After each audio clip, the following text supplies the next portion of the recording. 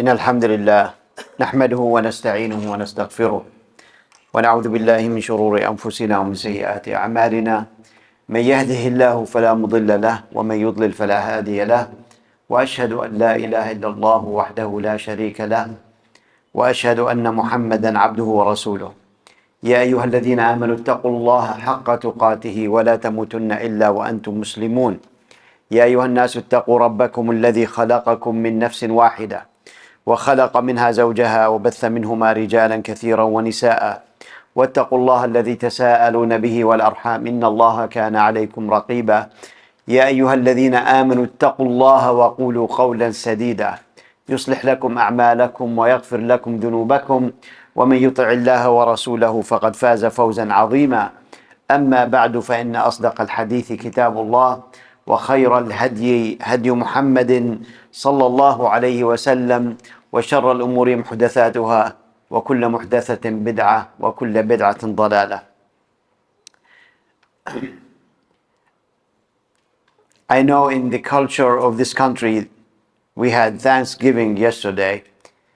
I just want to start with the note that there are so many things that we are thankful for to Allah subhanahu wa ta'ala, and one of those things is family.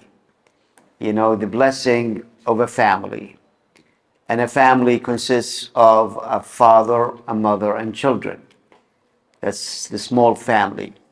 And that is a great blessing if we only understood and valued that. And maybe the topic that I'm talking about today may be uncomfortable for some of us, or maybe many of us. And that's what breaks a family, which is the big D word, divorce. So before I delve into the issue of divorce, at-talaq, I would like to draw your attention to the value of marriage, and that Allah subhanahu wa ta'ala used the strongest words to describe it, which is al-mithaq al-ghalidh. Wal-mithaq al-ghalidh is like the very strong tie, very heavy tie, and very heavy contract. Mithaq is contract, and it could also be a tie that will tie you to another person. And if you know, we as human beings, we need to be with other people. Adam alayhi salam, when he was in Jannah, he couldn't fully enjoy Jannah without his wife. And that's why Allah subhanahu wa ta'ala created his wife for him. So his enjoyment for Jannah, of Jannah, becomes really full and complete. You know, a wife completes her husband, and a husband completes his wife. Hunna libasun lakum wa antum libasun lahun. And once you are in that relationship and that becomes a strong tie, that becomes a very difficult thing to get rid of. But what we find, and what really makes me wonder and amazed, is how long of a time we take to find that perfect match, that perfect spouse. We may spend months, some spend years to find that perfect match. And then they finally find it. And it's like this is a blessing from heaven. And once they get married, a week or 2 weeks later, they're done. And they are thinking of divorce. I don't think that makes sense. To me, it doesn't make sense at all. I mean, you couldn't find within the months and maybe years of looking for that spouse, and finally you found that spouse. You couldn't tell this is not the right spouse for you until you have got married. And then now, all of a sudden, no, she's not right for me, or he's not right for me. And what's wrong with that? Why couldn't you take the same amount of time to decide that this is not the right person for me. Or maybe he is the right person for me, or she is the right person for me, and I'm not just seeing it. I'm not really being honest to myself about this person. Eventually, Allah subhanahu wa ta'ala will bless this marriage. If you are with Allah, because Allah promised mercy and love. And not only just love, but mercy with it, because sometimes love by itself doesn't work. There has to be mercy. Sometimes love doesn't come until a long time after marriage. You won't have that, you won't fall in love with the person until a long time after marriage, but there is mercy that wants you to understand that that person is also a human being that has feelings just like you do have feelings. So this is the sanctity of marriage. Now, why do people rush to divorce? What is it about divorce? Like whenever a person is angry, he just wants to throw that word. Taliq, taliq, taliq, and he says it. Like Ibn Abbas, a man came to Ibn Abbas and told him, I divorced my wife 100 times. He said to him, she became haram for you the first 3 times, and the 97 times after that, you are playing with Allah's religion. Because that's huzu. هذا هو التلاعب بدين الله عز وجل. It's not an easy thing. If some people think, okay, we have that authority. Allah didn't give you that authority. It's not. It's about living together in peace. It's about trying to solve the problems. It's about the test of marriage, the test of a relationship.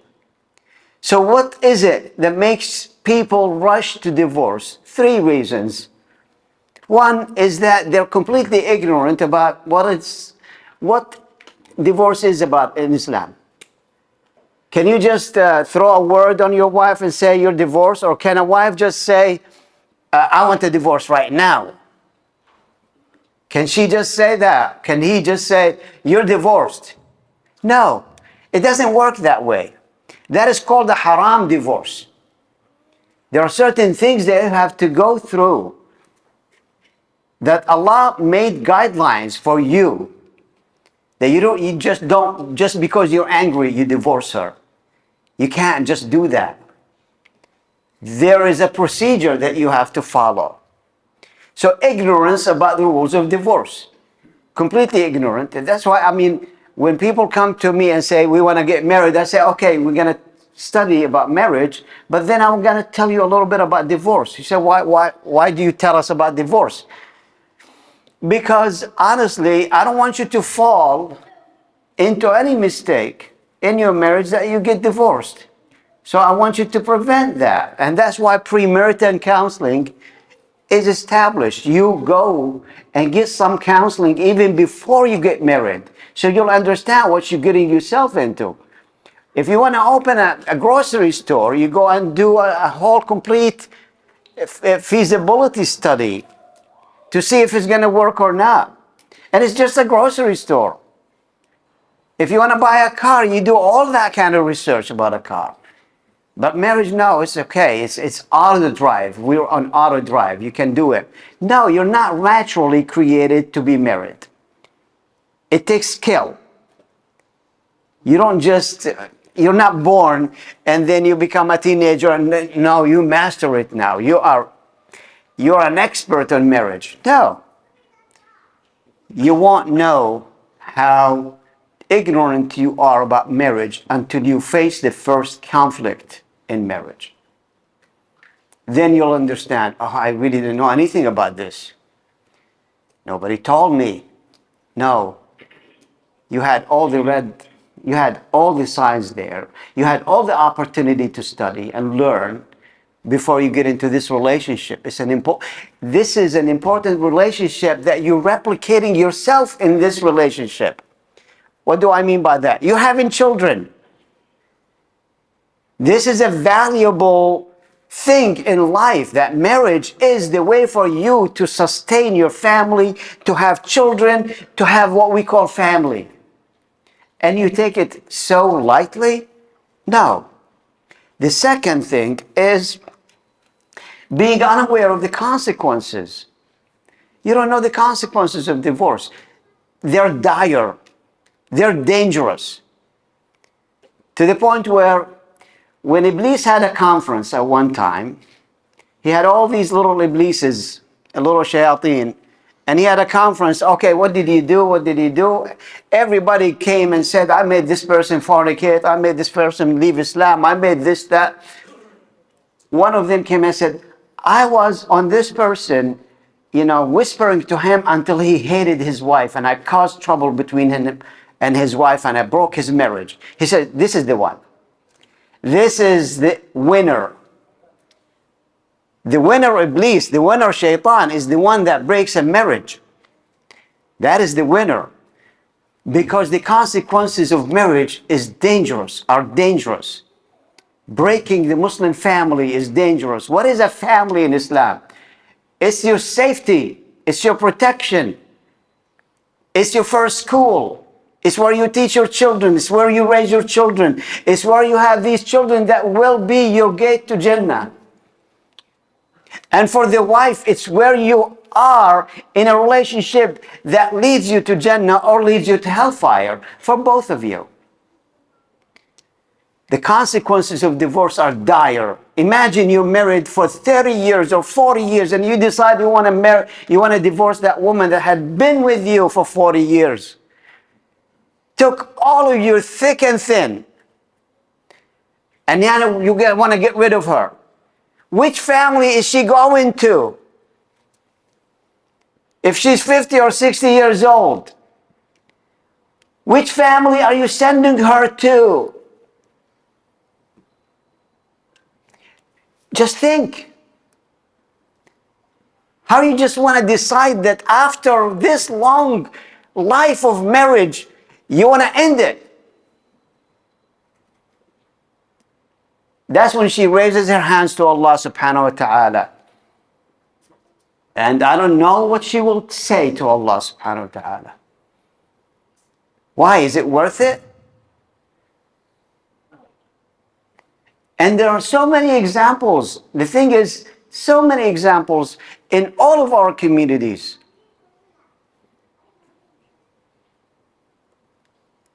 The third one is merely playing and joking and abusing your authority. Or in the case of the woman, abusing and weaponizing her power over the marriage. She decides she wants to get married so she can be free. Free of what? I mean, I understand that divorce can be a solution, of course, but it has to be well thought of.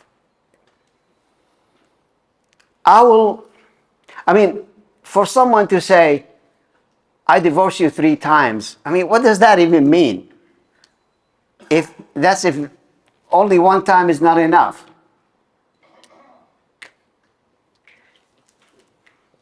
Allah subhanahu wa ta'ala says in the Quran, وَإِذَا طَلَّقْتُمُ النِّسَاءَ فَبَلَغْنَ أَجَلَهُنَّ فَأَمْسِكُوهُنَّ بِمَعْرُوفٍ أَوْ سَرِّحُوهُنَّ بِمَعْرُوفٍ.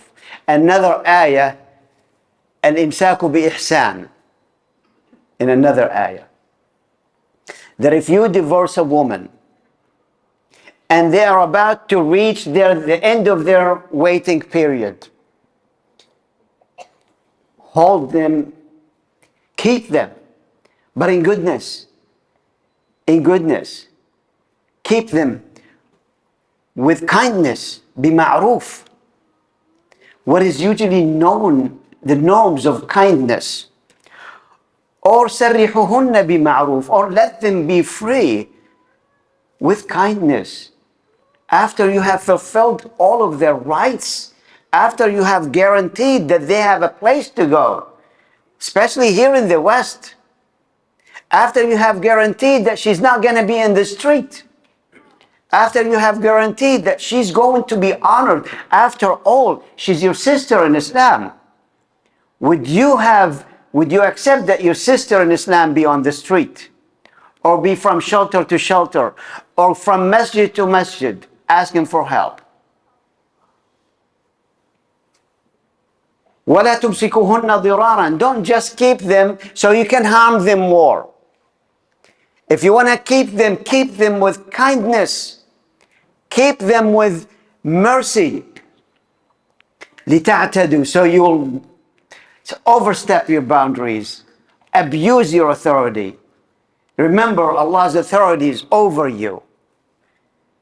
وَمَنْ يَفْعَلْ ذَلِكَ فَقَدْ ظَلَمَ نَفْسَهُ. And whoever does that, he has indeed wronged himself, did himself injustice. In what way do we understand that? When you do yourself injustice, you also are doing the other injustice. She's the mother of your children. She's your spouse. She's the one who trusted you completely. You know her from head to toe. You do injustice to her. By that, you do injustice to yourself, because there's no difference between you and her. Or remind you of what you will face in the hereafter. وَلَا تَتَّخِذُوا آيَاتِ اللَّهِ هُزُوًا. And do not play with the verses of Allah. Do not mock the verses of Allah. Divorce and return. Divorce and return. It's like a yo-yo. وَاذْكُرُوا نِعْمَةَ اللَّهِ عَلَيْكُمْ. And remember Allah's favor on you when He made all these rules for you.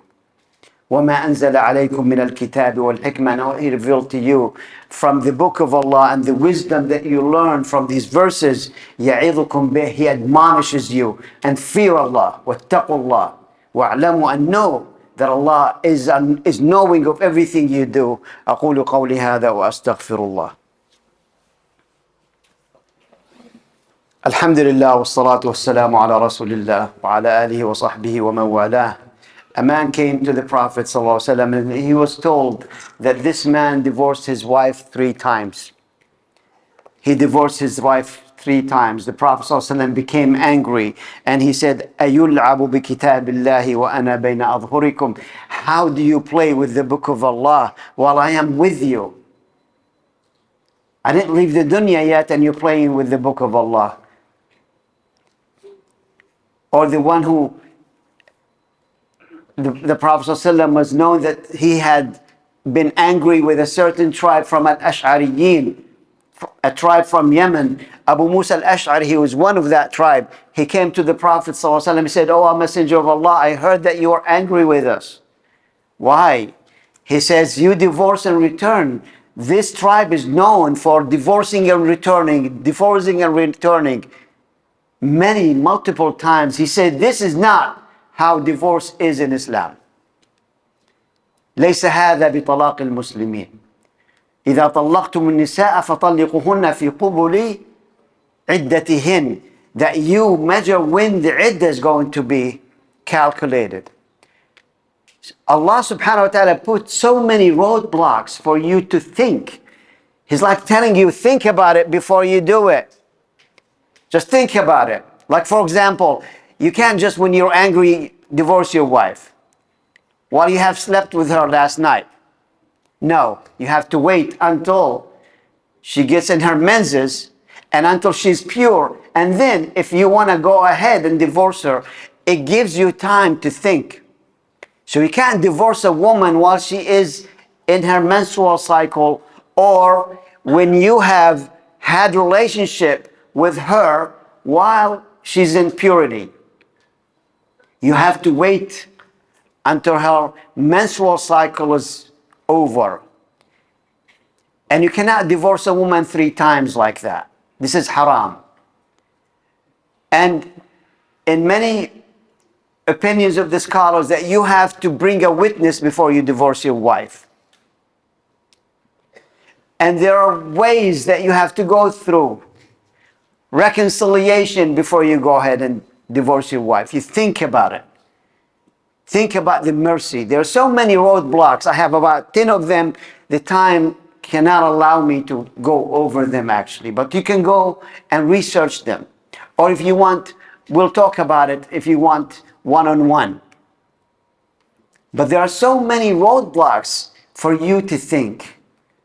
Allah is giving you a chance to think because Allah wants this relationship to be. He doesn't want it to break. He wants families to be complete. And same thing with the woman. She can't just ask for a divorce for any reason. There has to be a legitimate reason. The Prophet ﷺ said, أيما امرأة سألت الطلاق من زوجها من غير سبب لم تجد ريح الجنة. أو كما قال صلى الله عليه وسلم, that if a woman asks for a divorce from her husband without a reason, without a legitimate reason, she will not smell the fragrance of Jannah. Think about it. There has to be a reason. You're breaking a family. And think about it. All of these roadblocks that Allah put for you, ahead of you, obstacles so you won't rush to divorce, is for you to think. And that you just don't return the wife so you can harm her more. Do not abuse your authority because Allah subhanahu wa ta'ala has an authority over you and you will face it. اللهم اغفر لنا وارحمنا وعافنا واعف عنا. اللهم اغفر لنا وارحمنا وعافنا واعف عنا. اللهم اغفر لنا وارحمنا وعافنا واعف عنا. اللهم يا قوي يا عزيز يا ذا الجلال والإكرام يا رحمن يا رحيم. اللهم كن لأهلنا في غزة نصيرا ومعينا. اللهم كن لهم ولا تكن عليهم. اللهم أطعم جائعهم وآوي مشردهم وآمن خائفهم. اللهم ردهم إلى ديارهم آمنين سالمين. اللهم عجل لفرجهم وعجل لوقف هذه الحرب الظالمة. اللهم كن لهم ولا تكن عليهم. عليك بالظالمين المعتدين ومن والاهم. اللهم احمي عائلاتنا وأهلينا وأزواجنا وزوجاتنا. اللهم اهدهم اهدهم يا الله وردهم إلى دينك ردا جميلا. وصل اللهم على محمد وعلى آله وصحبه وأقم الصلاة.